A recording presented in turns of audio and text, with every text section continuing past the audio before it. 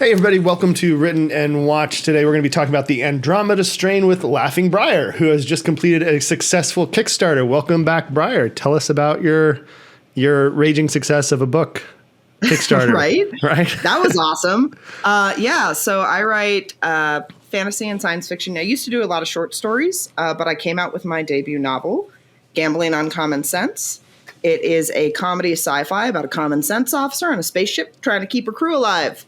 But she's got a gambling problem and just can't say no to a bet. So otherwise it wouldn't be a book. I don't know why, but to me, having the way you describe it sounds almost like a scenario from like Hitchhiker's Guide or something. The impossible improbability drive, like those kind of scenarios, just the absurdist stuff in space instantly takes me to Hitchhikers. Oh my gosh. Yeah. Well, I mean, definitely an inspiration. That, Terry Pratchett, honestly, the Orville kind of like tickled my fancy on this story. Like it's just good stuff. Orville was a lot of fun for me, but the one that I keep going back to is the one with, what's the guy that was in the Man Show that grunted a bunch of times? Tool Time, Tim Allen. Tim Allen was in Gravity Quest. And that was Galaxy Quest. That's it. Oh, and I think that was such a brilliant send up of Star Trek and Star Trek fans, and they got so much stuff in that. So it was just a blast. It's so much fun. It's one of those wonderful ones where you have like this huge level of comedy, but you do have these serious things happening. Yeah. And like you really feel for the characters. Yeah. Yeah. Yes. And it has a really good emotional core of like the washed up actors who are past their thing and they're coming back and they're just doing appearances. It's fair to talk about that today, though, because we're doing Andromeda Strain. And Andromeda Strain is a science fiction book written in 1969 by Michael Crichton. It's the first book he published under his own name. And I wanted to ask you, as a science fiction author, how do you define science fiction? Well, that's a great question. The deep sigh is a perfect, it depends. Well, there's a lot of different categories under it. So I think where he falls is more into a speculative science fiction, where you're thinking of this as kind of a hard sci-fi, that this is potentially how the government would handle this type of scenario. Can you give us an example of hard sci-fi that's not this and probably more modern and mainstream? Oh, yeah. The Martian is I was thinking the same thing. Example of hard sci-fi. See if you'd say, but it's that is... When you think about hard sci-fi, that's one of the first ones I think about. And one of the reasons I think about that one, too, is because the writer of that spent a whole ton of time on Reddit asking experts, how does this work? How does this work? How does this work? And so his sci-fi in there is really good in terms of accuracy. The one exception, I think he chose to make this change as an author, was like the sandstorm thing that happens in the beginning. Yeah. Technically not what would happen. Apparently the atmosphere wouldn't allow that. But he wanted it to be a man versus nature story. So he like added that little bit in. But everything else is plausible. Okay, so that's hard science fiction. And then you said this classifies more as speculative fiction. Like how does they differ there? So... I think they kind of overlap here a little bit. Speculative, I usually interpret it as more forward thinking of like how this technology could be used in the future. But for this, it's more of like what type of biological organisms could enter our atmosphere and how that could impact us. Right. So he's kind of thinking through that, and he has a lot of little like concepts. He's such a nerd. He's such a nerd. Oh my god, he is such a nerd. He had so much fun writing this because you can see like these little theories that he adds into the book, and you're like, oh, where's this gonna go? Yeah. Well, I think too, especially with Crichton, he has an interesting relationship with the hard sciences because he graduated from Harvard with an MD. Like he was a doctor, but he didn't like patients. And so to get away from patients, he went, I can write. And he wrote like 4 or 5 short stories and novels and stuff under assumed names, fake names. And then they were doing well enough that he put out the Andromeda Strain under his own name, and it catapulted him. And then he put him in a place where he is a guy who writes books, and then he gets involved in Hollywood. I think the first movie, and we'll talk about this when we talk about the Andromeda Strain movie, but he writes and directs Westworld, the original Westworld. It was never a book before. It's just a book and movie, which inspired the modern retelling, which was bizarre and so much fun. But that original one with Yul Brynner as the crazy cowboy chasing the guy through all the different worlds was a lot of fun. But I also think that Crichton has what a lot of really smart people have, and that's a fallacy of true opinion, which he thinks that because he's right and knows so much and so many things, that then when he doesn't know quite enough, he goes, well, I must be right. And I think that creeps in a couple of times in here. But I also give him the benefit of the doubt because it's 1969. So we're, 50 years away from this book? More than 50 years away from this book and the knowledge they knew at the time. And so stuff that he goes on, I don't know if he's making choices because nobody knew. And that's why he kind of speculates in those, or if that's the thing he's changing to make the story interesting, plausible, and real. Like, it's just one of those things that kind of goes around. Like the pH balance in the human body, he gets it kind of all kinds of wacky, but that's okay, because I don't know what they knew back then. I guess massive spoilers, but oh yeah, well, if you're listening to this and haven't read the book, then you're gonna get spoiled. But I hope you're entertained. So you gotta choose what you want to do. So that's what I was thinking of, and that's why I was asking how you define science fiction. So I'll give you a second to kind of go through what you think the other types are too. If you think hard, speculative. Well, there's just so many different types, and it really depends on what your interest in the science fiction genre is. So there's definitely the hard stuff, The Martian. I would put some of Michael Crichton stuff in there.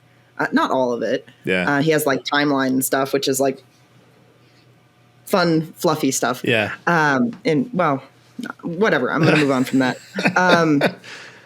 But I think there's a lot of stuff out there that's more soft sci-fi. Like Star Wars is wizards in space. Star Wars is fantasy. It's so fantasy. It's so fun, though. You know, it's planet hopping and there's alien species that you're creating. So there is an element there of science fiction, I would say. Yeah. And to that point, the question I have for you is how specific do you have to be on mechanics that it's science fiction and not fantasy in space, right? Because if you're in fantasy in space and you go, well, it's warp speed. Oh, and this is the Sarlacc pit, and it digests for 1,000,000 years. They don't talk about the mechanics of stuff. They don't explain how a kyber crystal powers a Jedi lightsabers. Mm-hmm. But then in like Crichton, he goes, here's what's happening. Here's the mechanic. If the mechanic works this way, then this is what should happen. Like, where's the gate there for science fiction to just fantasy? So I think it's a blended genre issue. Like when you're creating this hypothetical situation where if this came to Earth, how would we respond to it? And what teams would be in place to handle this organism? You would approach it through the scientific method. You would try to contain it. You would try to test it in these different ways. And they do. They test it by trying to figure out the diameter by torturing, murdering these poor rats. Yeah. Like, all right, that was too small. We'll make it bigger. Yeah. To like kill the rat, to figure out the size of the organism that is causing the distress. So I think when people are looking for that scientific method to be applied to try and determine what this organism is, you're going to find that in harder sci-fis. Right. Whereas with Star Wars, it's like, it's over there. It's kyber crystals. This laser of light, it just stops right here. Don't know why. Don't know why I can't extend that farther. But I think the important thing as a writer and as you build worlds is to create rule sets that are consistent. And there's, what's his name? There's some guy that wrote this book. It's called like The Magic Blueprint. Okay. And he basically creates a bunch of different parameters that you can then calibrate your magic systems to. Is your magic system rational or irrational? I would say let's look at Andromeda Strain as a fantasy. Okay. is a magic system that involves around this organism. So it's a very rational one, though, because it can be tested, it can be measured. You understand the science behind this fantastical creature that has entered Earth's atmosphere. Yeah. And then you could look at Star Wars and you can say, well, there are rules. There's some rational things that happen, but all of a sudden you can force heal. Yeah. So those rules are bendy. So maybe it's not as rational. It's closer toward I won't say it's totally irrational, but and then you can look at like what's the rarity of this organism, and like there's all sorts of different parameters. And I can send you a link on it. And if of interest. That's interesting, and I will take a look at that. I think it's fair though to also remind the idea of a spectrum thing. Like and this is a thing with categorization, is when we start talking categorizations, it doesn't have to be a thing. You can have a fully fantasy chapter in an otherwise hard sci-fi book. I think of like Dune, and Dune has some stuff where it's just like the ecology stuff is super hard science fiction. Like talking about how a desert planet would work is super hard science fiction. The way that they have to walk around, the still suits and retaining water. Like there's stuff in there where it's like, okay. But then they have the spice enables the Ben Gesserit to see all the futures and pull the threads to determine who's going to be the Kwisatz Haderach, which is a thing they want but don't want. And also the navigators float in tanks of spice and can see through space, and computers are bad. Like it just has all these like piles, right? Where it's part of another it blended genre. Yeah, like very much so. The firm rule set of like the suits and everything, and then you have the spice rule set over here, which is like wiggity. It's magic. It's magic dust. It's cocaine for space pirates. It's make your eyes blue when you do too much. Yeah, we should do one on Dune. I've read it already. I've seen the movies. Man, I love Dune. Okay, but if we do it though, we'd have to do like a 4-parter, because we'd have to do just the first book. We'd have to do the old Dune movie. We'd have to do the documentary on Jodorowsky's Dune, and then we could do the good one. Well, there's also a Sci-Fi Channel miniseries. Oh, that's right. That was horrible too. Oh my God. Okay, so it'd be like a 5-parter, but I'm totally down. That'll be like a summer project.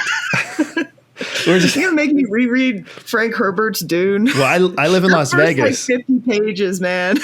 Oh my no! I live in Las Vegas, so it just means I'll be staring out at the dunes and the salt and sand and everything, and just being like, "This is not a good place to be."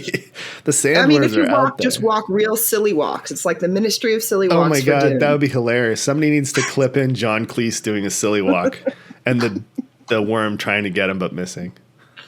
Oh my God. That's perfect. Yeah, I could see it. That's perfect. Okay, so the reason the genre thing always comes up, I think, though, too, is because as you kind of look at these things and these books and recommend them and go, ooh, what else do you like?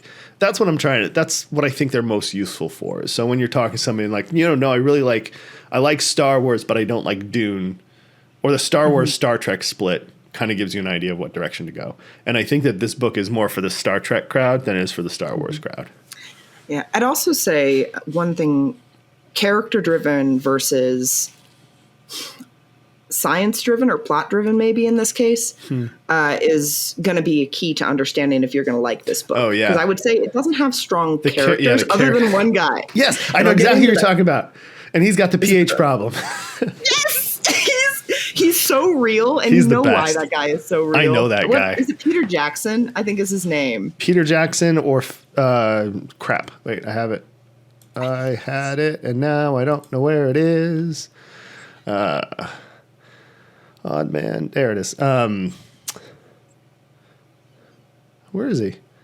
Why is he not listed in the main characters? Sorry, you guys all get to listen to a scroll on the internet while we remember this guy's name. It is Peter Jackson. It is Peter Jackson. So he knew about the Lord of the Rings before we did. I know, right? But yeah, he's like one of the he's one of the survivors from Piedmont's exposure to this organism. Yeah. And he ended up, they finally are able to talk with him, and he's like this alcoholic who's like abusing Sterno and aspirin. Dude. So his blood is like how is this man alive? Dude. The whole thing with Sterno, I was reading it and I'm like, maybe in the 60s there was something that was called Sterno that wasn't the pink jelly that runs camp stoves. And it's not. He's talking about the pink jelly that goes in camp stoves and you burn to keep chafing dishes warm. Sure, let's just talk about that character because he was my favorite. He is the most in-depth character in this whole thing. So the book... You know why? Why? You know why he's the most in-depth? It's because Michael Crichton was an MD. Well, fair. And he's like... He's a patient he hated dealing with. This is a patient he dealt with. This is a guy he met who's... And you know why he didn't like medicine? He said... I was looking up something, and it was something... This is not a quote, but it was something along the lines of, he did not believe patients took enough care of their own health. And that's a direct quote. Everybody, Michael Crichton said that. Briar said it. Direct quote. Maybe. No take backsies. Oh, shit. He said all those words, just not necessarily in that order. Yeah, probably at one point. And then he's like, they expect these doctors to have these miracle cures. I'm Michael Crichton. No. Yeah. But, yeah, that guy was real. That guy was I believe it. I believe he saw him in an OR one day. Three-dimensional character. Yeah. And it's crazy because he has the main characters are all doctors and PhDs and super science professionals. So you feel like they're the character that he's writing that is his extension. And the main guy, kind of the main guy, Jerry Hall.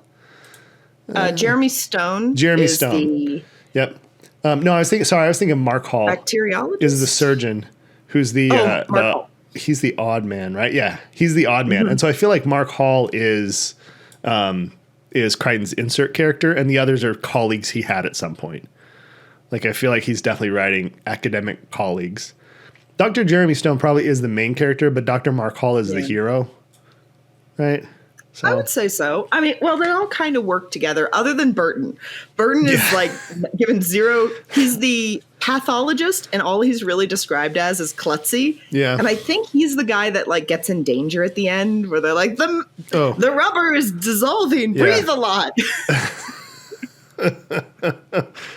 And then they have one guy who's a microbiologist, but he has epilepsy, and they didn't tell anybody, and it's not on his record. So that pops up. Dr. Peter Levitt. And then there's who was supposed to be the other guy but gets appendicitis is Dr. Kirk. So they end up with just the four of them in there. So for those of you following along who haven't read the book, just the highest level overview is thing comes from space, kills everybody in a town, is quarantined in a giant, like 5-level, super safe, super secure underground thing. Yeah, it's like layers. So it's like a cake or an onion. There's at least 5 layers. Yeah, and each one has a higher level of security. You go through like lasers and radiation to clean you off before you go through each one, so you can't bring stuff back. And these 4 scientists are stuck on the bottom level researching this thing. And they're trying to figure out what it is before it spreads or kills any more people. And there's a nuke in the building that if anything goes wrong, it'll automatically go off and nuke the whole place. Like, it'll lock everybody in place and nuke it. And so that's the setup. But the building has a design flaw that not all of the areas that get isolated have a disable the nuke button. Yeah, let's talk about this stupid disable the nuke plan. So it was going to be added in 3 weeks. I know. It's interesting the way that they go back and forth and discuss this, because this gets into like politics and appropriation and funding and who's allowed to know about stuff like this. And that part is pretty interesting. Like, it's a pretty cool kind of back and forth on how they convince the government to let civilians have some control over a nuclear weapon. Like, that's a fascinating kind of idea, is nuclear weapons should never be in civilian hands. But in this particular case, they use it because it's like a dead man switch, where they're not going to be the ones that set it off, but they do have the ability to turn it off. And so they give Dr. Mark Hall is the only one carrying around a card. That way, if somebody else gets, I remember why. backtracking. They give it to him because they have this odd man hypothesis, and he's the only one that's a bachelor and is kind of curmudgeonly. And they did like a mental evaluation of them. What was it called? The Command Decision Effectiveness Index. So they basically give everybody a Myers-Briggs leadership test, and he's a K7X1, and so he's the one that gets to do it. And you're crazy enough to let everybody die. Coming from the corporate world and having been in psychology where we measured the effectiveness and we did split effectiveness and just the validity of all these tests. Like a lot of them don't have as much predictive power as people think they do. The Myers-Briggs, the DISC, like all these different things. There's a couple of personality tests that are psychologically validated. The one set of characteristics is ocean, openness, conscientiousness, extroversion, agreeableness, and neuroticism. And you want positives on the first four and a negative on the last one. But Myers-Briggs and all that stuff, it just tells you back what you tell it with no nuance. You're either introverted or extroverted, right? You're either a seer or a thinker. I forget all the different ones, but introverted extroversion is a good one to think about because it doesn't have any nuance. It doesn't say you're a person with a really high emotional battery that you can deal with all kinds of things in certain situations and not. So there's that. And so when I got to that thing and they had the Command Decision Effectiveness Index, I'm like, oh shit, this is in the 60s when they were just starting to switch from the department that took care of, I just forgot the name, what they used to be called. HR departments, instead of human resources, they used to be called, oh crap. I'm ruining my point by my sloppy memory. Do better. Come on, Justin. Name. Personnel. So it used to be just called personnel. It was like, you're the department that deals with the people that work for us. And the change from personnel to human resources reflects the capitalistic intrusion. I'm going to go nuts on this one for some people, but it represents the capitalistic intrusion into the identity of individuals as resources and line items instead of a person that deserves a pension and health care. This is when that's starting to happen, is in the 60s. So this whole thing he's talking about with the Command Decision Effectiveness Index, I read that and I'm like, oh, crap. This is so dumb. Because they are using it to say everybody else is likely to not want to die and think they'll have a way out. And so because they have kids or a wife and stuff outside, they go, oh, well, what if I'm not going to do it because I'm going to disarm it because what if we can figure something out? Where Hall is just going to be like, we don't have a way. I'm a bachelor. I have nothing to live for. See, this is before video games, or he would have something to live for. He'd be like, I have to go troll on Call of Duty. But exactly. The new Call of Duty's coming out, man. I just got a VR headset. I needed to use it. I've only got 100 hours in Baldur's Gate 3. I need to replay through as all the origin characters. I haven't done the co-op yet. Exactly. And so I think that there's when they get into this kind of stuff, it really reflects the science of the time and the way they were doing stuff to try and switch over to these evaluative systems that took this kind of subjective view and made it objective. So they're like, look, I have rationale for my choice on the human resources front. The resource will provide this much, and here's why we chose it, and I can defend that stance. Yeah. And that I will say there was a real simple solution. Like these wonderfully smart scientists could have come up where it's like, maybe just don't have one guy in charge. Maybe have two. Yeah. Because then, and make sure that those two people are, at least one of them is in one of the systems where you can disarm it. Yeah. I think it was a little contrived. And that was the thing that we started talking about. We started talking about how they're building it, and they have one man who has this key card that's supposed to disarm the nuclear bomb. But the little terminals that accept the key card haven't been put in all the isolation chambers yet. And so when the like super effective isolation things go in, they're there so that if people start dying from this, they slam them shut, and Hall's going to be in one of them, and he's got an opportunity to make the choice. Yeah. But they don't have them everywhere because they're And it's government. the choice to disable the nuke from going off. Yeah. So if he is not able to physically get to it, and this is gets into like where the story goes of like, what if you're isolated and you can't turn it off and there's problems, which maybe we should talk about the organism a little bit. Sure. And the microbiology that's happening. Something I found fascinating. So we'll dive into that. But I think something I found fascinating when I was reading through it is in this book, you can see that Michael Crichton was a programmer. Like he wrote a video game that sold like 100,000 copies in the 60s. Right. So good game. Yeah, it was called Amazon, and a lot of the elements in it are like it's like Congo in some ways. So nice. But he goes through and he talks about all these tools to analyze the thing, and so he's got all these like printouts that are in the book, like that look like old school ASCII graphics, just kind of garbage computers from the 60s that you'd have printouts at like Harvard and stuff. So I thought that was interesting to throw in, and then we can talk about the thing. Well, not the thing. The Andromeda Strain.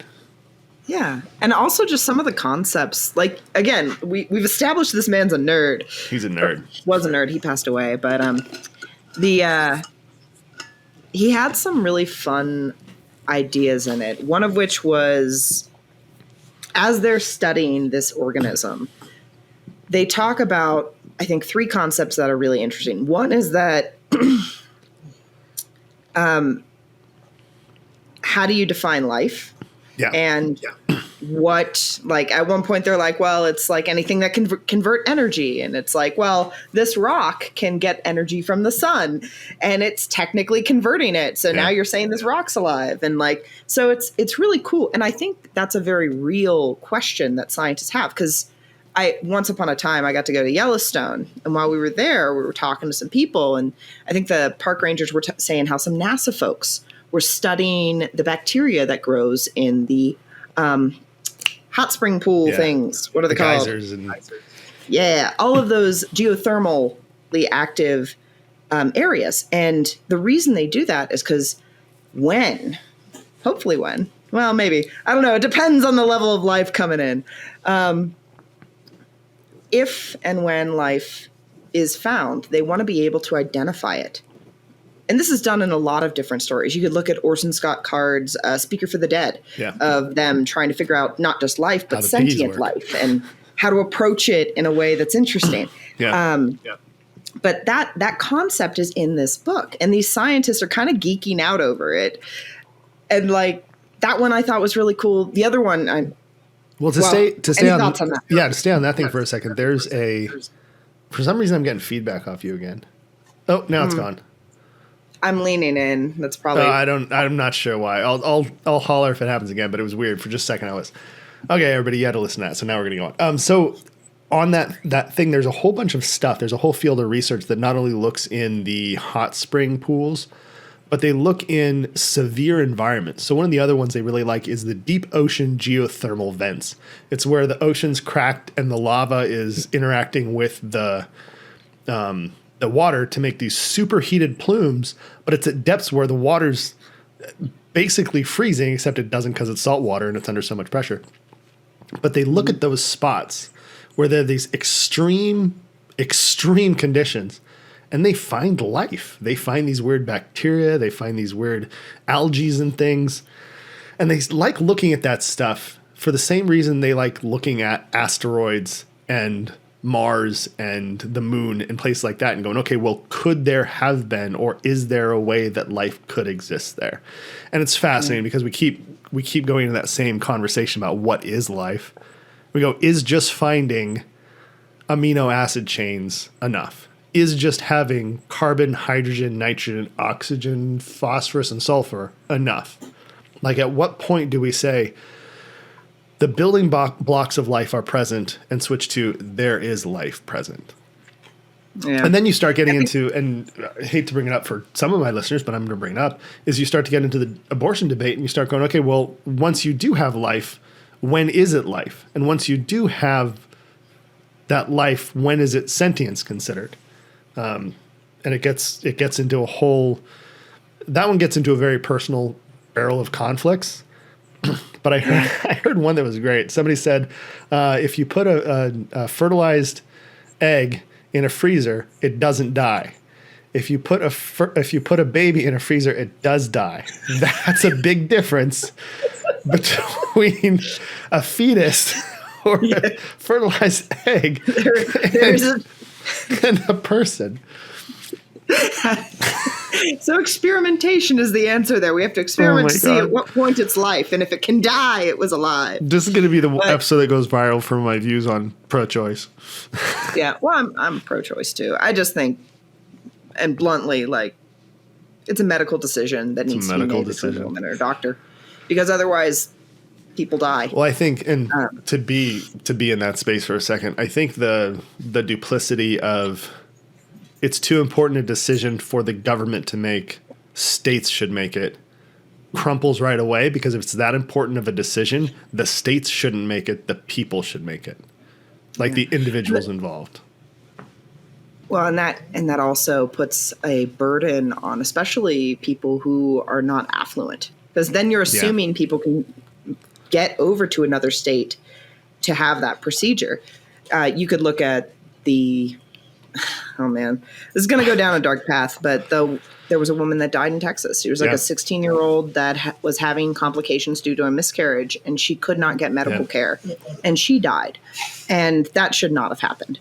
Well, she should have been able to get medical care. I think this is something that we have a problem with in America. I saw a rundown of some stats, and if you're an African-American woman, your chance of dying in a pregnancy is like, it's 60 something per 100,000. So for every 100,000 pregnancies African-American women go through, 66 of those are going to die.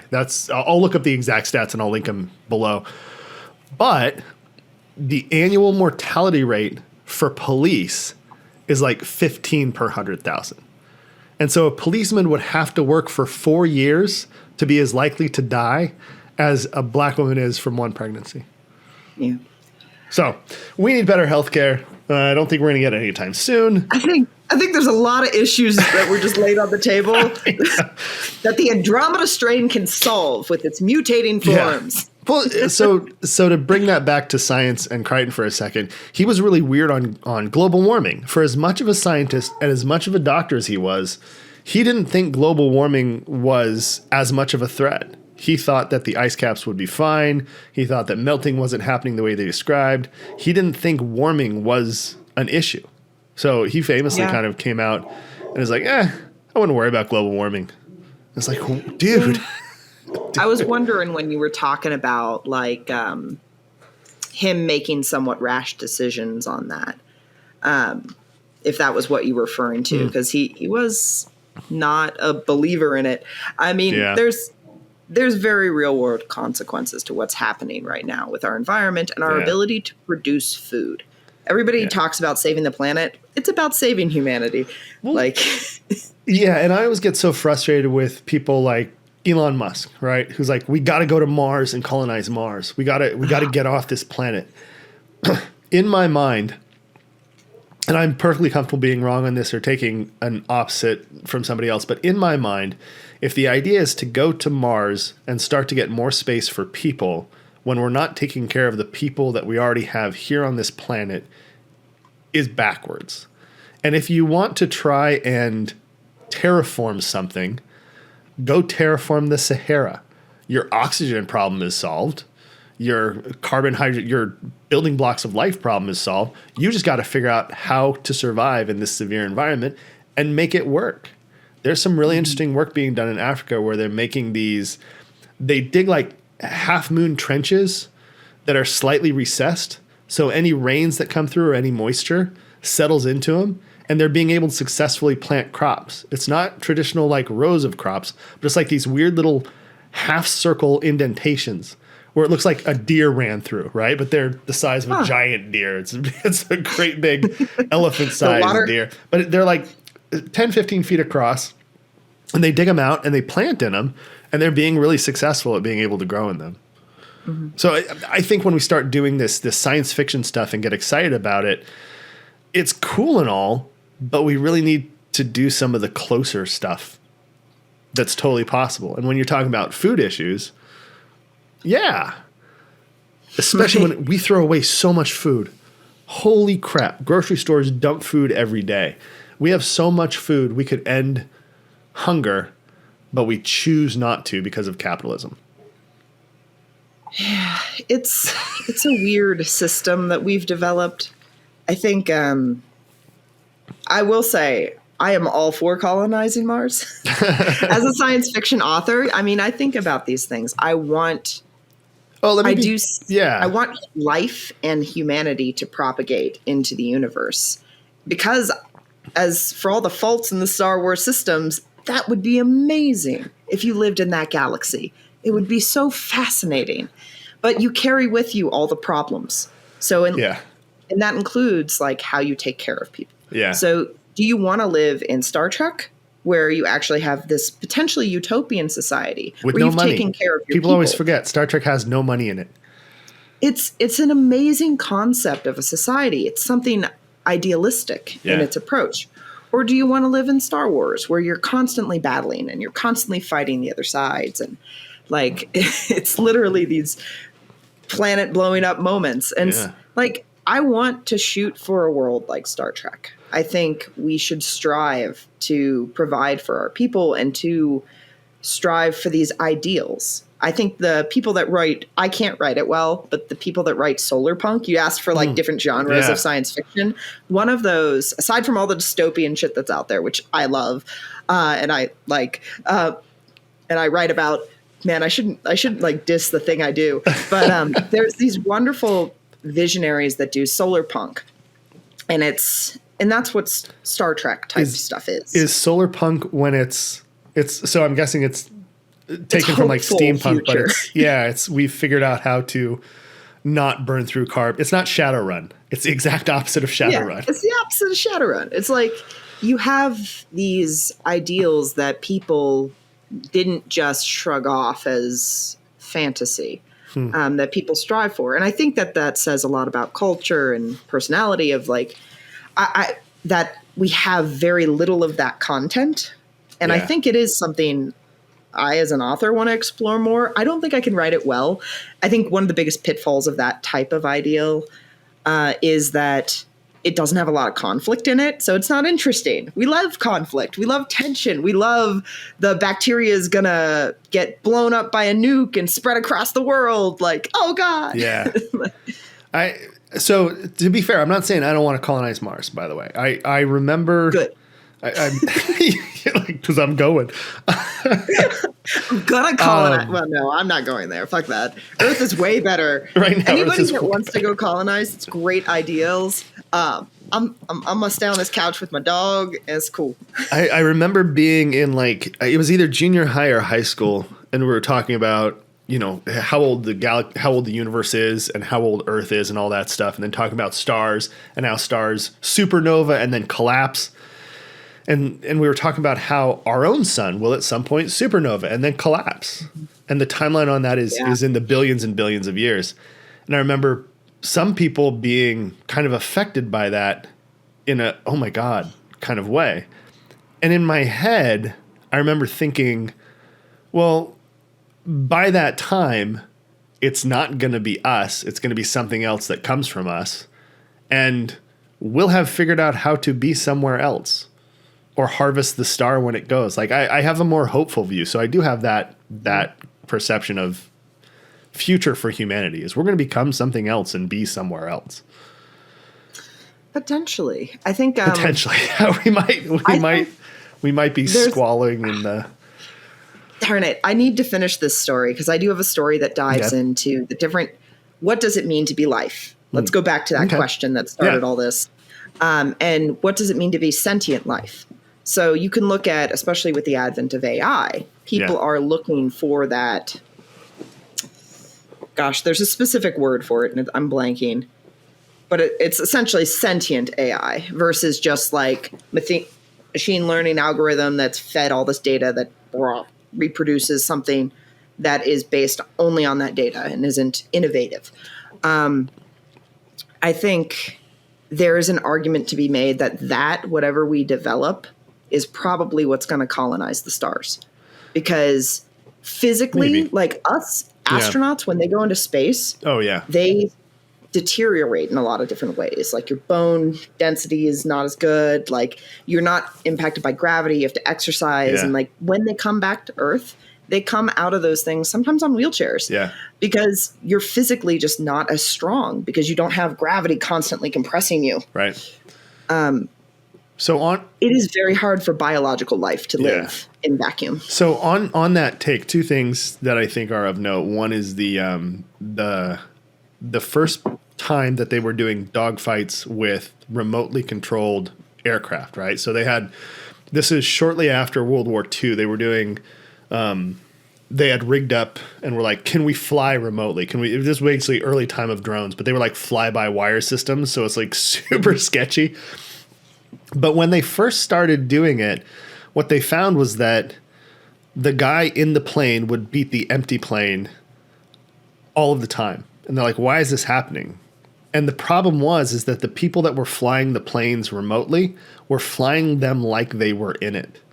And so they started stress testing them and saying, you can push it harder. If you're in it, you would black out right now. But since you're not in it, you can push it harder. And so all of the rules and strategies of flying they'd been trained in, they had to unlearn to remotely pilot these things. And then they could just wipe the sky with the guys that were playing in. And that's, because you're not in it. Yeah, there's no meat bag to crush. So it makes it a lot more helpful. Yeah. On the subject of consciousness and the AI stuff, have you ever heard of Searle's Wall? It's a philosophy concept about how you know things. So, nah. So the idea with Searle's... Wait, I'm doing the wrong one. Am I doing Searle's Wall or am I doing the Chinese box?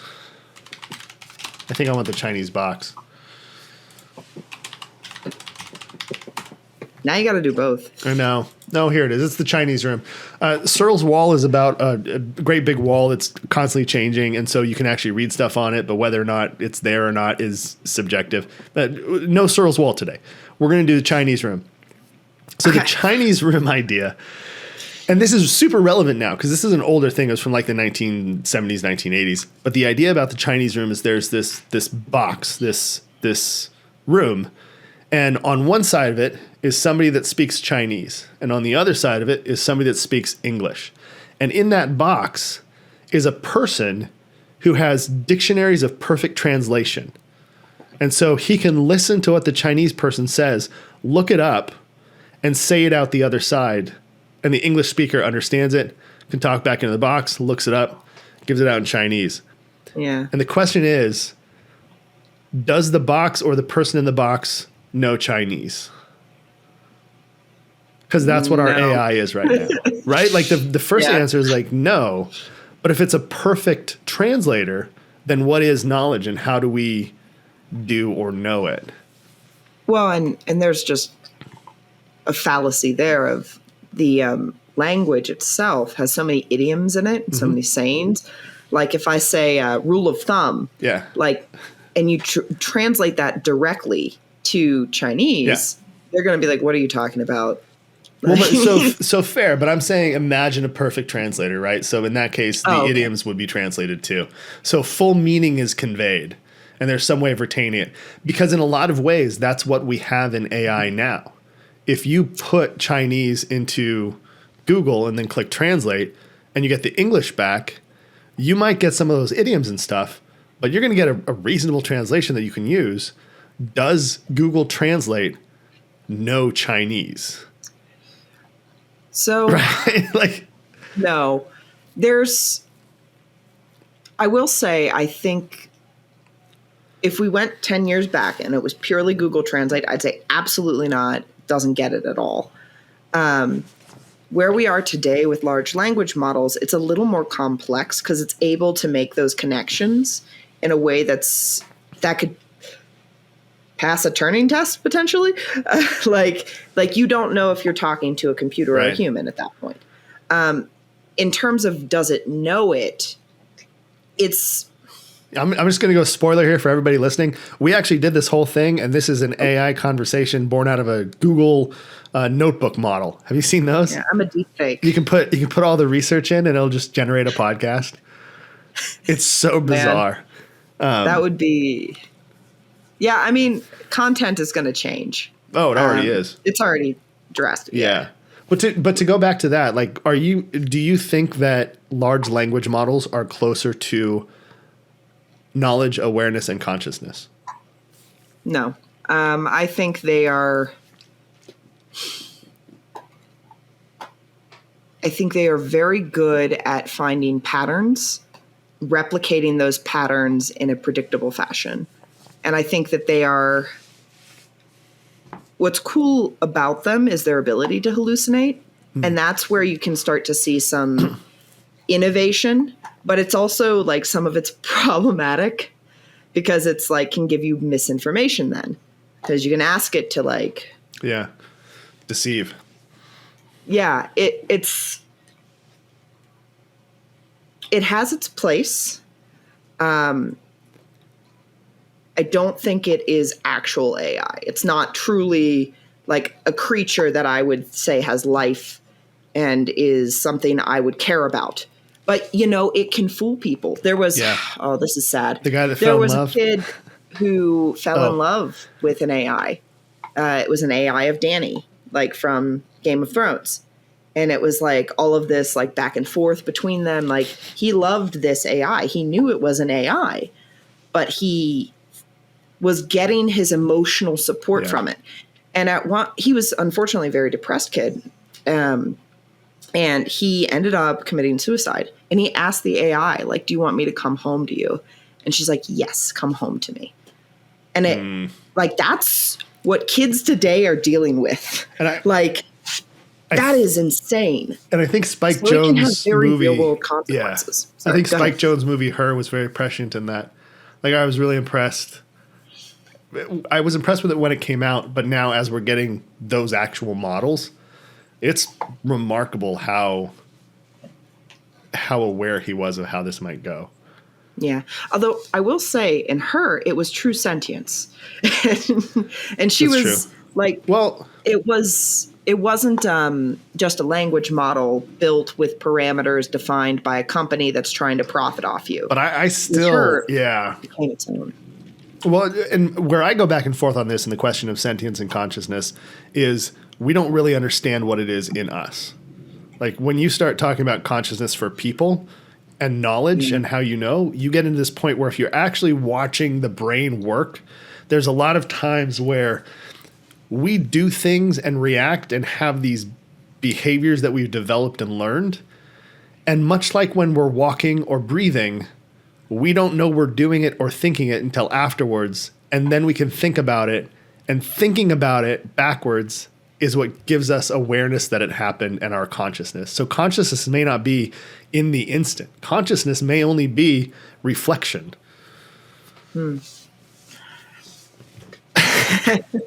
Andromeda Strain, everybody. There are better men than I that have asked this question. It is one of the things that is absolutely fascinating about life. But I would say, I would say that there's different levels of consciousness that you experience. Oh, yeah. I mean, those... So like, yeah, they can test for those, right? So the theory of mind arises in children sometime between 2 and 4. And that's the idea that other people can have other ideas than you do. A child who's less than 4 usually thinks that everybody knows all the same things. And they test it in a really neat way. They have these little dolls, and there'll be 2 dolls, and they'll take Tom and Sally, say, and they'll take Tom out of the room, and then Sally hides the ball. And they ask the kid, when Tom comes back into the room, where's he going to look for the ball? And they hand the kid Tom, and they take Tom right to the ball.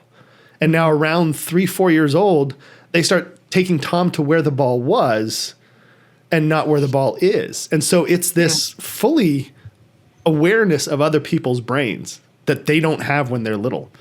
It's like little kids also think that we're basically a potato. They don't think there's stuff inside of us. They think we're just like a clay ball. So, but the theory of mind thing, that's a very clear example of what you're saying about levels of consciousness. Yeah. And it develops. And I mean, you could even look at animals. Like object permanence for animals doesn't, a lot of them don't have it. Like, I think it's us, elephants, and maybe dolphins. Octopus. Maybe octopus. Octopus have it too. I think a lot of the dolphins and cetaceans, like I think whales have it too. Mm-hmm. But yeah, you're right. Like you start getting into like, yeah. And that's why there's some animals that freak out when stuff's behind them that wasn't there before. Like the whole thing with the zucchinis and cats. Oh gosh, it's so great though. It's so, the poor things. Okay, so there's this book we read called The Andromeda Strain. You may have heard of it. Oh my God. And it does go into different categories of life. And I will say, I don't think the Andromeda Strain is conscious. Although that was the coolest idea he had in it, was the messenger theory. Oh, yeah. Yeah. Yeah. You want to describe that? Because it's a really neat idea about how we tell somebody else that we're here. Literally telling another space thing somewhere out there. Like we sent the Voyager, and we sent radio pulses into space, and we're trying to tell people we're here. Tell anything that's out there. Hey, humans on here. Yeah, honestly, terrible decision on our part. Yeah. I don't know. Arrival was pretty good. Yeah, Arrival was nice. Okay, so the messenger thing, if you want to talk about it. Yeah. I mean, that was the coolest concept, and I think the biggest miss in his story was that he had this amazing idea that this biological organism could have been a messenger from another alien species as a way to communicate its existence. And then it started to grow, and I was like, oh, this is going to be amazing. Like, it's going to grow into something that can, like, interact with these guys. Yeah. And it just, like, didn't do that at all. Yeah. And I think it ends up just, like, GTFOing off the planet. Maybe it did. It saw us and it was like, oh no. Oh, no. Oh, God. I see where this is going in 20, 50 years. That's because they put all men in the downstairs. So they just saw these four dudes that are screwing around and can't handle it. Like, oh, God, these guys are incompetent. Yeah, I would not have passed the Bechdel test, this one. No. I don't. Yeah. The messenger thing, though, part of what's neat about it is that if you're trying to figure out how to send a message across the vast galactic expanse to whatever might be out there, one of the ways you can do it is by having something that can, when it arrives on a planet or when it arrives to a source of power or energy, is able to harvest all of that and make more of itself. And so you have this duplicational kind of thing. It's like if you put a penny on the first square of a chessboard, 2 on the next one, 4 on the next one, 8 on the next one, 16 on the next one, like that, that exponential growth allows you to get out into the galaxy like super, super effectively, more effectively than build a thing, send it out, build a thing, send it out, which is our current model with weird little gold records with man and woman on it. Yeah. I do love that gold record though. It's such a hopeful concept. We talked about Star Trek and like that Solarpunk ideals. I think that is what Carl Sagan did with that. And they actually, I think it was his wife, recorded her brainwaves after like they first said, I love you or something like that. And she put that on the record too. So there's just like how you feel is on there. It's such a really thoughtful experiment. I like even though it was spurred on by communist paranoia and all that stuff, I really like the hopeful period of our space exploration when we were just going, well, we're going. Why? Because we want to see if we can. Same reason Orville and Wilbur jumped off the cliff at Kitty Hawk. They didn't jump off the cliff. They kind of ran along the beach, but you get my drift. 50 years after that, and we're on the moon. It's crazy. It's insane. Humanity has done a lot of innovations in a very short time, and I think we're at the forefront of another one. And I'm hopeful that we put the guardrails in place to make sure that this is a benefit to our species and not a detriment. We'll see. It's going to be interesting to see because I look at how much of manufacturing jobs have been eliminated due to automation and robots. Cool. Those were dangerous jobs that were hard for people to do because people don't like sitting in one spot and screwing the same screw a million times. A robot doesn't care. But as we start doing this AI stuff, which I've heard this before, and I'm sure you all have too, but I don't want AI that does art and writes poetry. I want my AI to wash the dishes in my car so I can write poetry and make art. But as it's being used more and more in direct application, white collar job fields, and we automate some of that stuff away, you can't concentrate the wealth at the top. Otherwise, you have this giant unemployed homeless class that's going to come for you. You need to be able to give people jobs, and you need to give them jobs that actually allow them to grow in the future. And I think the sad part of the manufacturing jobs going away is that all of the towns that were centered around like factories, they become kind of service oriented. Yeah. And there needs to be some sort of manufacturing in the US. Otherwise, you're going to see a continuation of the degradation of these towns. What's cool right now that's happening, they did the CHIPS Act, which essentially forced manufacturers to build stuff here.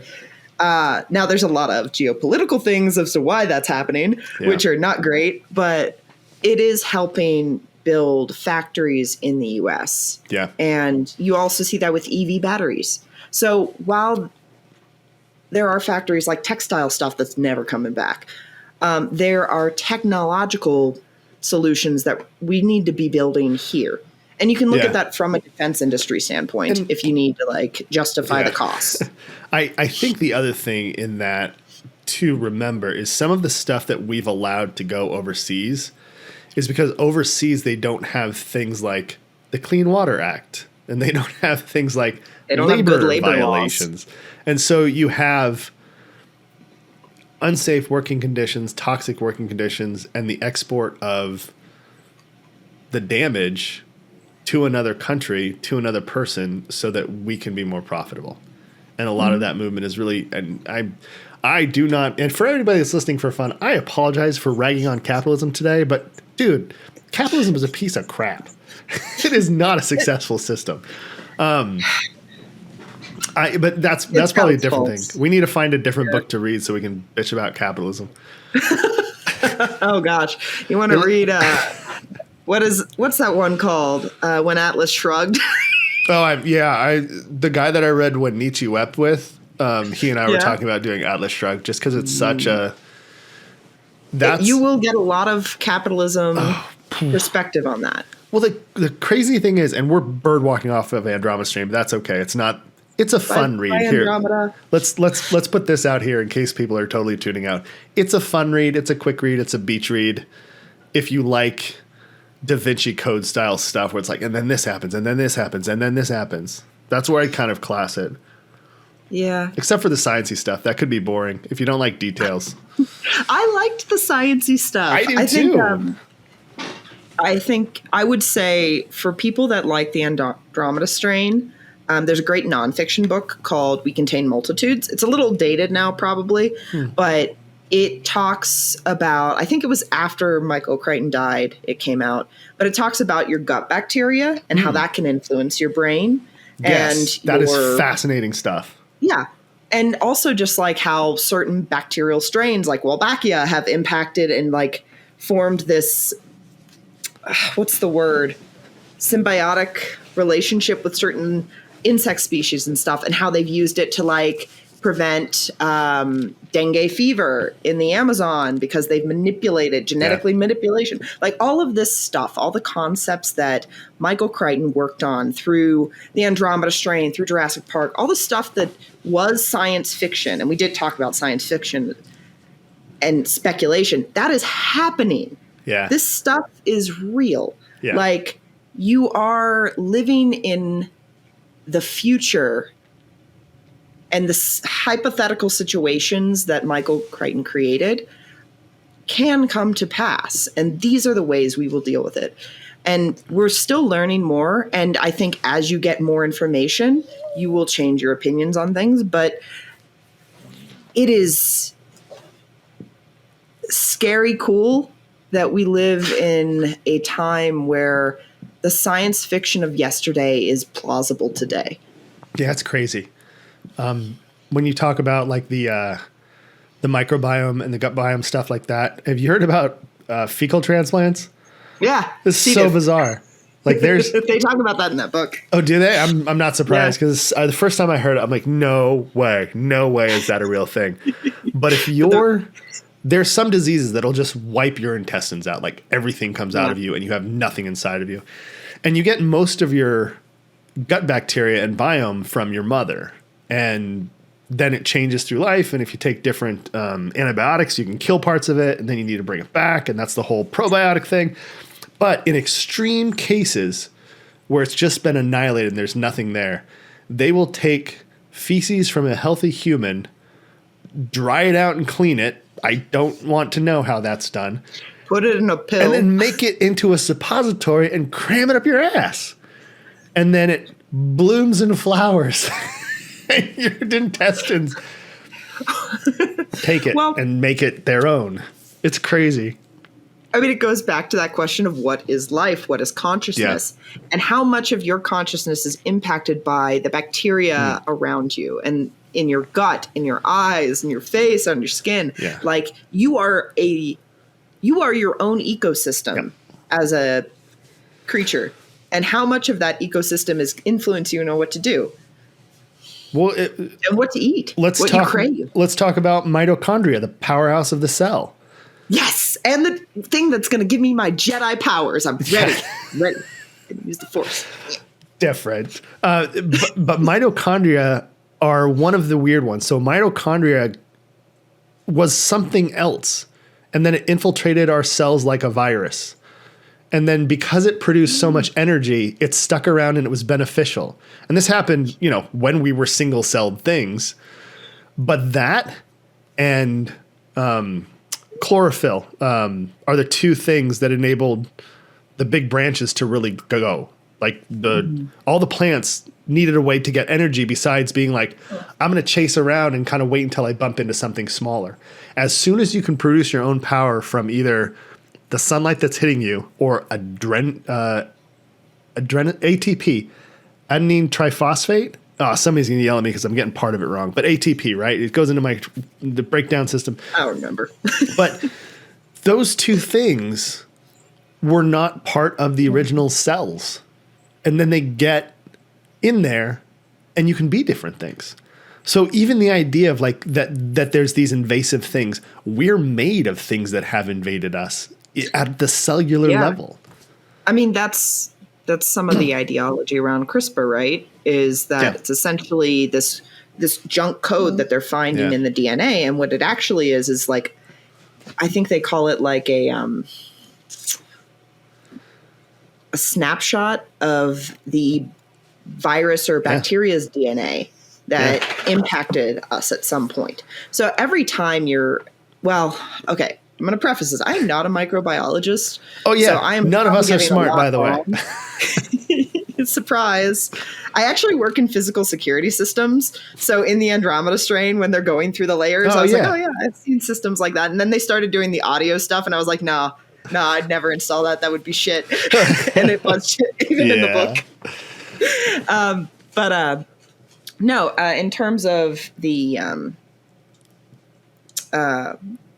words are hard today.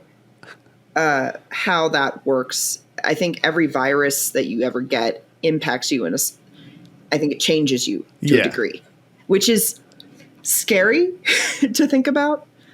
But yeah. Well, it's the way a lot of them work is they go in and they hijack your systems that are duplicating cells and stuff. And they go, cool, I'm going to use the system that you have that duplicates to duplicate this little strand of me. Like viruses are fascinating because you can't, once you get a virus, you pretty much have it forever. We can talk about chickenpox, right? Which is the one pretty much everybody gets. Mm-hmm. You get chickenpox, and once you've had it and don't die from it, you have it forever. Your system knows what's happening and can repress it. But when you get older and your system starts to not work as well, and it's been a really long time since you've been exposed to chickenpox, it comes back, and we call it shingles. It's the same thing. It's not a separate virus. It's with you forever. Now, where it gets to be carried forward is if it can get into your germ cells, if it can get into the sperm and the egg, then they're inheritable. But most can't get in and be inheritable. But at some point, that wasn't true. Not necessarily for us, not necessarily for monkeys or fishes, but something way back didn't have a defense against viruses and then eventually segregated the gonads. Right? That's an evolutionary choice so that we stop freaking out. Again, not a microbiologist, but at some point they severed the gonads. It's like, that's right. I think the quote for this episode. That's going to be the shirt. Separate the gonads, Andromeda Strain. Let's talk. So we're way over the place, and we're in here for a while. Let's talk about Peter Jackson for a minute because he's one of our favorite characters. Yeah, let's go back to Peter Jackson. The book has its rollicking thing, and then we'll talk about the ending in a minute. But basically, there's the thing. It's really interesting. They do some cool stuff on it, and one of the people they have to test on it is one of two people that survived in the town that the first outbreak happened in. So the thing itself came from a satellite called a scoop. And the scoops are out there flying around and they're scooping up stuff that's in space.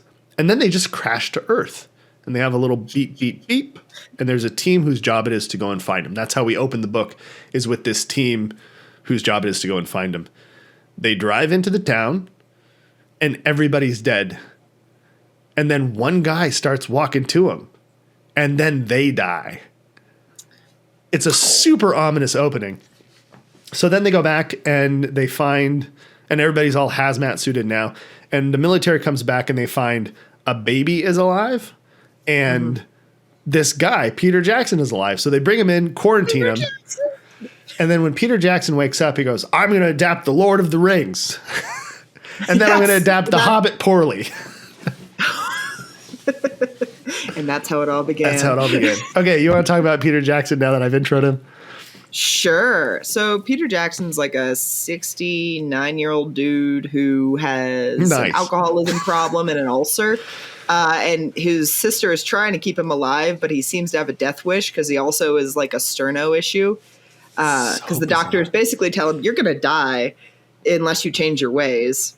And he doesn't. And he doubles down on sterno and aspirin as a way to treat an ulcer, which, as a non-medical professional, don't do that. It sounds so insane. Because you will die. The thing is, I was when I was looking at that, and I'm like, this can't be the pink jelly. And I looked it up, and it is the pink jelly. And I read an account on the subreddit r Stop Drinking of a guy who was talking about drinking sterno, and he was doing like a liter of vodka before noon most days. Yeah. And he ran out one day and knew he couldn't drive. Good on him. But he's looking around the house and he looks at the side of a sterno can, and it's like some percentage ethyl alcohol, but then the rest is methyl alcohol. And methyl alcohol is super dangerous. It's when you're distilling gin or distilling whiskey, moonshiners, you don't drink the first stuff that comes out because methyl alcohol has a lower boiling point than ethyl alcohol, so it comes out first. If you drink it, you go blind. It's really, really bad. And so he drinks it. Peter Jackson does not make good health decisions. No. So he's our favorite character. He's our favorite for obvious reasons. He's the only one that feels like a character and not just like a science. I am a science guy. I am so logical all the time. Yeah. Although I will say there's one other character that I think is interesting, but we can go into him next. Okay.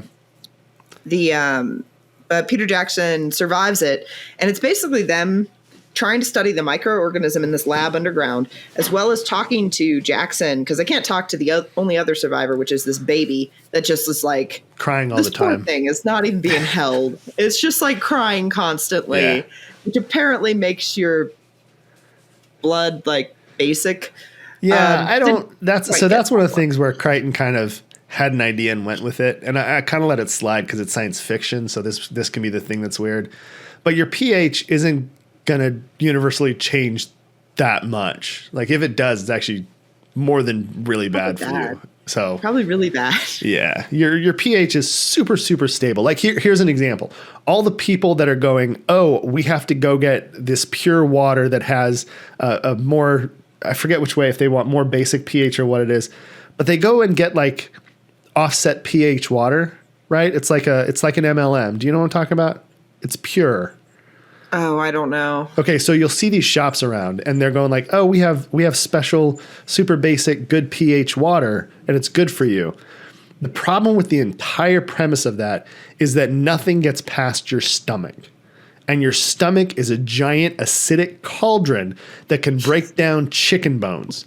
And if you think drinking super basic water is going to change your body's pH, you are wrong. There's my rip on the Huns. The pyramid Huns are going to come after me. Maybe so. Anyway, so they got the pH balance thing, and yeah. A quick sidebar. Yeah. I did, as preparation for this talk, I was watching like the 1999 interview of Peter Jackson and Charlie Rose. Yeah, there's an interview. Wait, how? Yeah, like I was Peter like, Jackson, it's on the Lord of the internet. Rings, Peter Jackson, right? No, sorry, Michael Crichton. Oh, Michael Crichton. I'm like, why were you watching that? I don't know. I listened to the director's commentary of the extended versions in preparation for this. Exactly. I know so much about Peter Jackson. I thought it was him. Peter Jackson just drinking That'd be Sterno, amazing. being like, hit him with the sword. Somebody needs to CG Peter Jackson. Aragon. Outbreak. Somebody needs to And a CG Peter million Jackson in relationship stuff. as a deep What? fake. Somebody needs to put Peter Jackson into the Andromeda Strain movie with his Kiwi accent and giant beard and all. You Just sitting probably there do drinking Sterno. He would do it. I mean, his early movies were all like slash punk, just mess fest. So he would do it. Yeah, he was like, well, sidebar. He was a splatterpunk guy. Yeah, he was. Which you can see it in the scene where they have like the giant spider coming after Frodo. Like you feel that. Yeah. 100%. Yeah. Okay, Peter Jackson is the only one they can talk to because the other one's a baby and has colic. Yes. It's just his stories Peter are great. Like he's really written well for a crazy old dude who's super drunk all the time and has great stories. Yeah, I think he actually talks about the outside world. Yeah. I think that's why we like him. He actually talks about relationships and people that he's connected to and the people in the town that have died, which I think is super traumatizing because he talks about the scene. And honestly, I think this is one of the scenes where I was more riveted because I listened on the audiobook and there's sometimes it'll go over like scientific text, and that was the worst. Read the book. Don't listen to it on audiobook. I'm going to put that out there because you can glaze over that a little more. But he talks about how this one kid brought it in, found this government satellite, and they were trying to figure out what to do with it. And he talks about the different people in the town coming out and seeing it and how the baby's family was like, oh, yeah, baby's doing good. It's colicky. And they give it to the town doctor to examine because the doctor is like had been an army medic, I think, and he was like just very well respected in the town. And then Peter Jackson goes to probably drink his Sterno for a while. And then he's talking to somebody in the town and the guy suddenly seizes up and just looks at the heavens like, oh my God. And just runs outside, crosses his chest and dies. And it's just the most horrific thing to think that like your friend has just died. Yeah. And then all of a sudden, more people start doing that. And more people start doing that. And poor Peter Jackson is like watching all of this. Yeah. Through his and thinking like, man, this would make a great movie. I could put this in the Lord of the Rings. No, he doesn't think that. He is seeing all this. And then another guy walks out who's a vet. And he's like, what's going on, Jackson? And Jackson's like, well, hell if I know. And he's like, is it the Japs? And it's like, oh, what? Yeah. Wow. Why do you think it's the Japanese?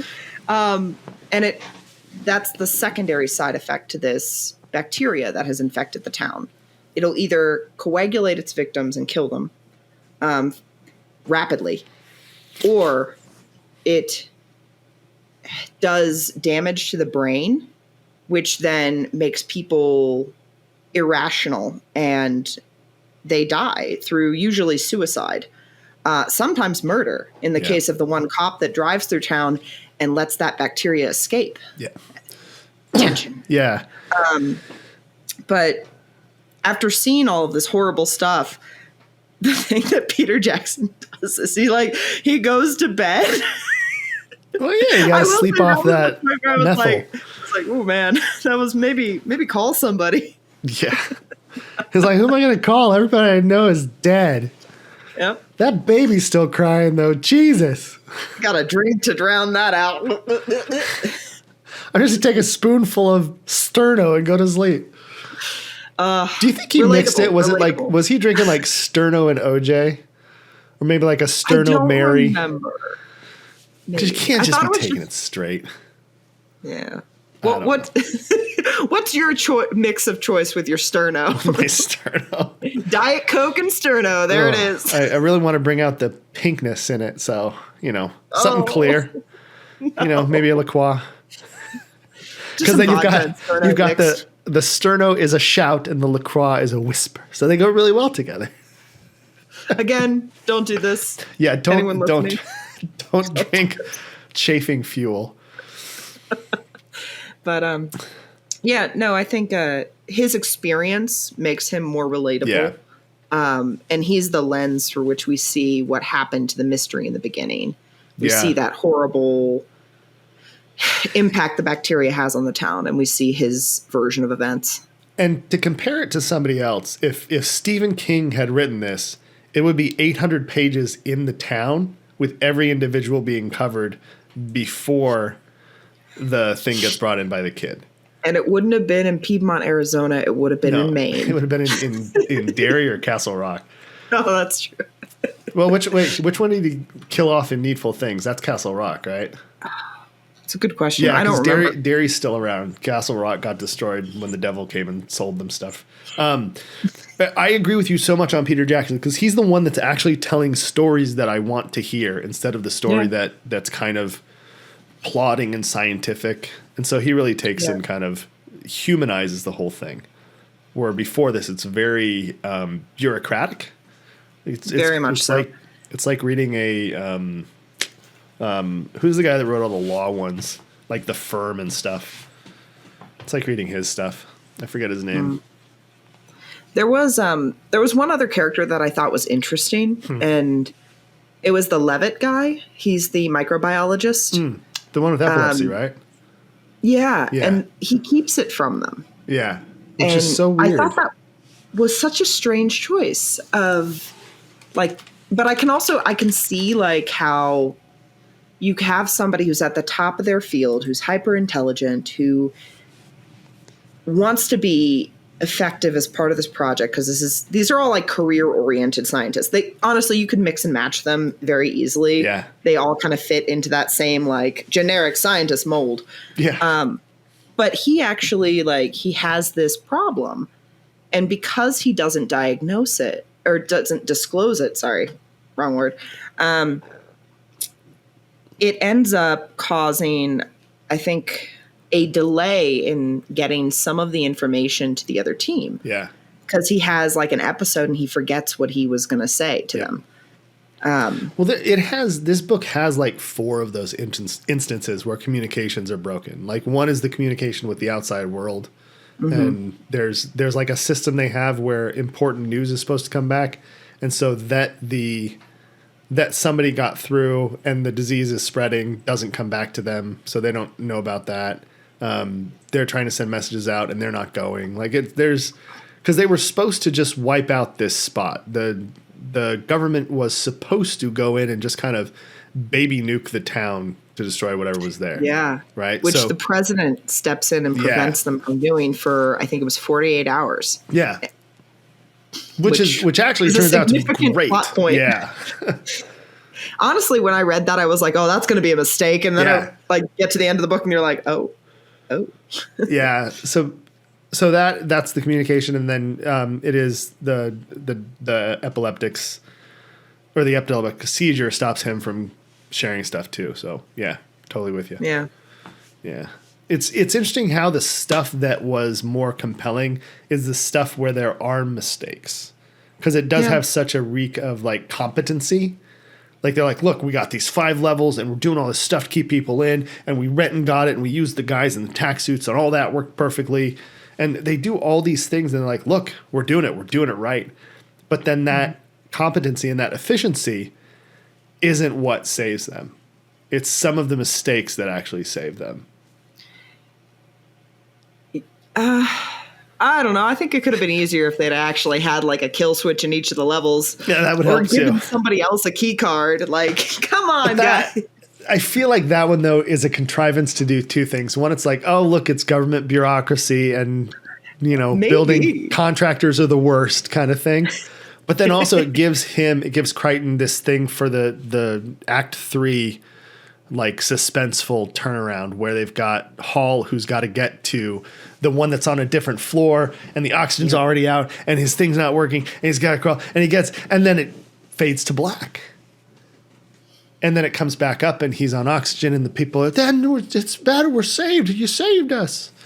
And he has that, I think he did it for dramatic effect and not so much for, it's very much a stupid plot point. Yeah. I mean, there is definitely a little bit of a commentary on government bureaucracy here. But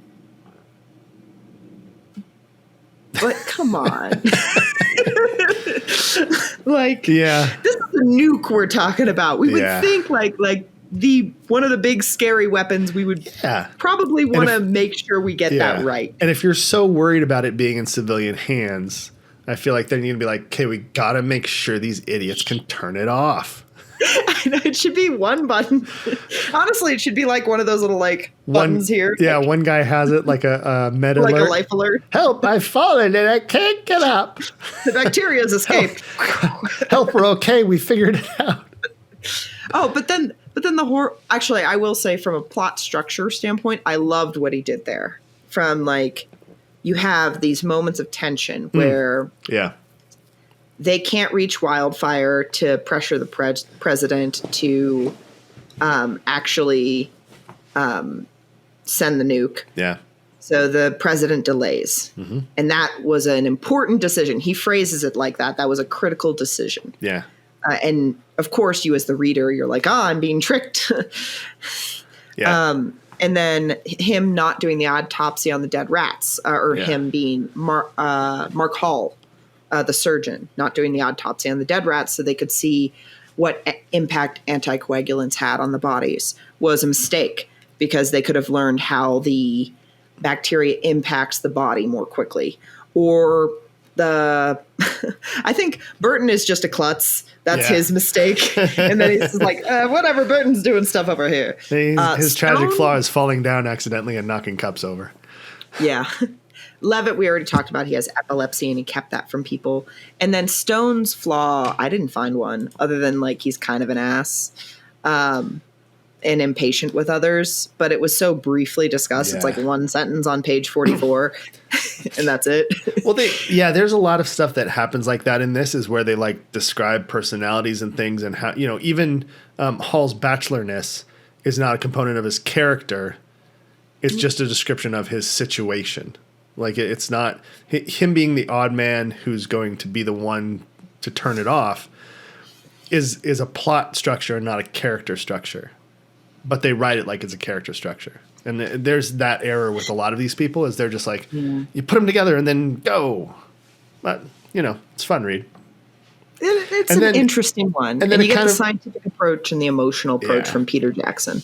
Yeah, and then they get the kind of resolution, which you were saying earlier is so kind of disappointing after they talk about the messenger idea, is that this Andromeda strain is changing how it does and what it uses for fuel constantly.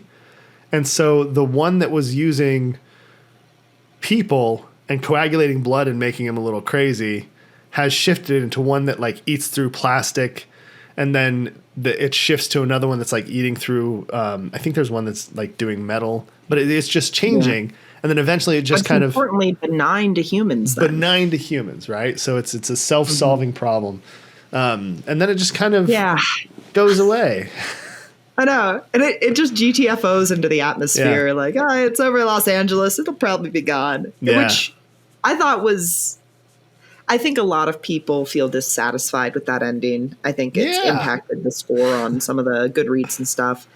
especially when you introduce such brilliant concepts. Yeah. And I think we all know Michael Crichton was capable of more. And I think he got bored with it. I think he was like, I'm going to close it out and I'm going to move on to another project. Well, it took him like 3 years to write it. So I can see being tired of living with these characters in this 5-layer deep science room. Yeah. Look at me, laboratory. Jesus. What science you doing room? In that science room? I'm Peter Jackson. Give me my Sterno. Science room and come for dinner. You know what it is. It's right in the name. Yeah, so that's I guess that's kind of. Do you have any other thoughts on Andromeda Strain? I mean, we've been all over the place today. Yeah, we really like. There's going to probably need to be some edits on that one, but whatever. We'll release a director's cut. Yeah, Peter Jackson voiceover. Just get the voice. I think because we live post 2020, post COVID, a virus impacting the entire world, it's hard not to consider what would have happened if Andromeda had mutated and people would have had to live with it on the planet. And I think that question would have been really interesting for him to have answered. We talked about speculative fiction. Yeah. He really phoned in the ending, having it just go off on its own. I think he would have had a lot of fun doing a thought experiment of what if this alien strain mutated, made its way into the general populace, and how would that have impacted society? Yeah. I think that story would have been a really cool sequel to what he did with the Andromeda Strain. Now, there is a sequel to this book. It's called Sphere, but I don't think it's related to Andromeda Strain? Supposedly. I had no idea. It was something he had noodled on, and I don't think he actually wrote it all. Oh, I think there was one of the posthumous? That his estate, I think his estate. Actually, no, that might be a different one. Hold on. Let me look that up before I give people bad information. No, guys, that's what we do on this podcast. You get bad information. Yeah. Because I remember when the movie came out. We should do. Is it disinformation? Or? He was alive. Oh, okay, wait. so he must have written that one. Yeah, sixth novel under his own name. What was the posthumous one? Okay, I think I got stuff mixed up then. Ignore me. But it's a missed opportunity in my mind that he didn't consider what a virus or what a bacteria like that could do to a planet and how it could change the life on that planet. And that would have been a cool sequel. Yeah. Too late. There's Sphere. Yeah. I think especially, like you said, he wrote himself into a corner too when he has something that affects humans, but it's not a virus. So we can neither take antibiotics nor make a vaccine for it. So the normal ways we have of dealing with that kind of a substance were ruled out. Like, because it's not infecting your blood, it's using it for energy. Yeah. Right. It's a weird one. It is a weird one. And I was reading, God, who was I reading? But I was reading somebody that he was talking about, we're at the point where we use too many antibiotics. We're at the point where we can make better vaccines and more quickly. But the one thing that we don't really have an answer for is funguses. And he purports that one of the things that might be most devastating to humans is if some kind of a fungus crops up. And he means it, because we're seeing this in the bat population. The bat population is plummeting because there's this fungus that infects their nose, and then they go live in the colony and everybody in the colony gets it. Yeah. And it's terminal for a proportion of those bats. And so the bat population has this huge problem with a fungus. Yeah. I mean, you see it with The Last of Us. That's a fungal infection that takes over humanity, and they go zombies with it. Yeah. But that's a real fungus. That exists, I think, in the Amazon, and it does cordyceps. Take bugs and Yeah, it's called cordyceps, uses them to propagate. And it's crazy because it'll get into an ant and it'll make the ant climb to the tallest thing it can.